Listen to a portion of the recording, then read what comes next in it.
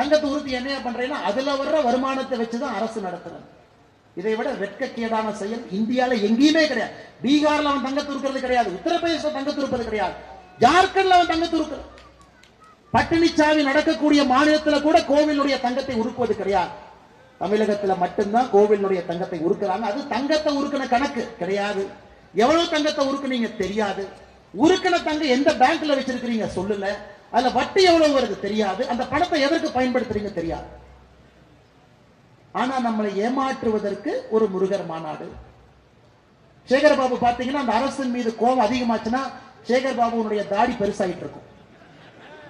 மக்களுக்கு நீங்க பாத்துக்கலாம், சேகர் பாபு அந்த தாடி சைஸ வச்சு ஓ அப்ப திமுக அரசு பிரச்சனையில் இருக்கு. ஏன்னா அப்பதான் ஆன்மீகவாதியா அவர் மாறுவார்.